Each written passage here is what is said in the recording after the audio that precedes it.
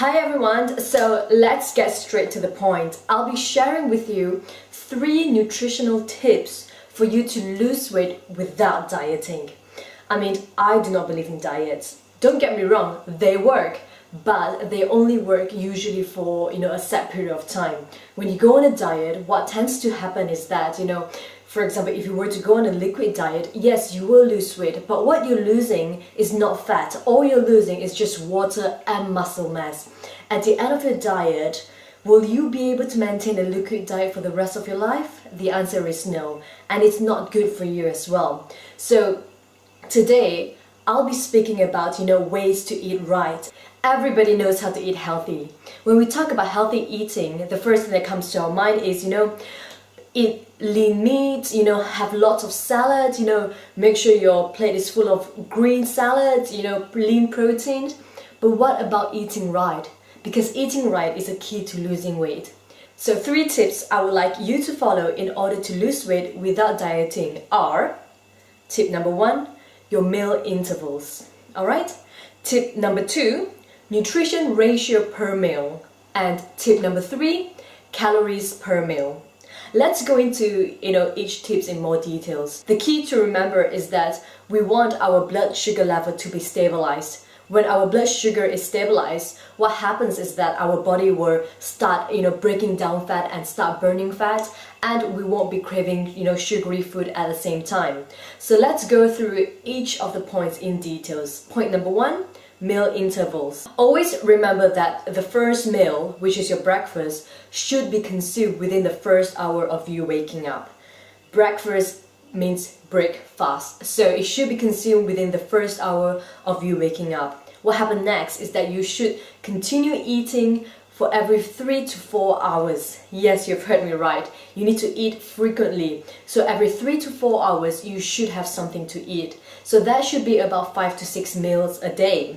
What you want to be doing is to eat small portions but frequently to stabilize your blood sugar level. And the last meal of the day should be consumed 1 hour before bedtime. So yes, you can eat, near to your bedtime, but just make sure that it's 1 hour before bedtime and that you're only eating protein and fat and not carbohydrate. The key to remember is that if you're very hungry at mealtime, that means you have waited too long to eat. If you don't feel hungry at mealtime, that means you have consumed too much, in your previous meal.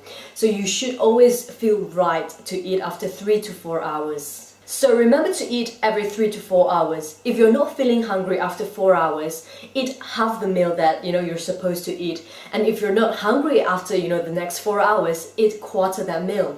But the key is you need to eat in order to stabilize your blood sugar level. And also another important point to remember is that meals and snacks are the same. So basically what this means is that you can have your breakfast during lunchtime, you can have your lunch meal during breakfast time, you can mix them up, you can have your dinner during lunchtime. It doesn't matter. There's no such thing like I need to have this for breakfast, that for lunch. No, as long as you're eating every 3 to 4 hours and eating in the right portion, it doesn't matter when you eat what meal. Alright, so the second point is nutrients ratio per meal. What this means is that in every meal, you should be consuming your protein, your carbs, and your fat. Protein equals your lean meat, fish, tofu, eggs, whereas carbohydrates equals, not just rice, not just bread, but also all your vegetables.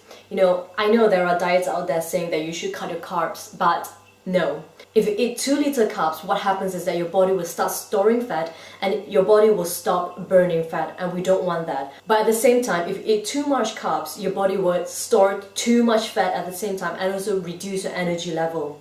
So the key is to remember to eat the right nutrient ratios per meal. So what is the right nutrient ratio per meal? Protein and carbs should be eaten at almost the same ratio, whereas fat should always be at the lowest amount. So let's put protein, carbs, and fat at 100%. Fat should only be consumed about 20%, and that is literally a teaspoon of olive oil, or a teaspoon of butter, or peanut butter, things like that. It's in minimum portion. Whereas protein and carb should be about 40 and 40% each, or you can have more protein, 45% and 35% of carb. By balancing out your nutrient ratio, your body is getting the essential nutrient that your body needs, and therefore it will maximize fat burning. And the third point is, everybody knows this, calories per meal. So if you're eating so frequently, you should not be consuming a lot of calories per meal. For women, I would suggest that you consume about 250 to 350 calories, whereas for men, you can consume about 400 to 450 calories per meal. Well, it also depends on your activity level. If you're a very active person, whether being a male or female, then obviously you need to consume more calories. But if you're doing a lot of office work and you're not moving much at all, try to stick to the guideline of 250 to 350 calories for women and 400 to 450 calories for men per meal. So that includes your protein, your carbs, and your fat. Too many calories consumed at a meal increases fat storage and reduces your appetite on the next meal. And 2 liters calories consumed at a meal would drop your blood sugar level.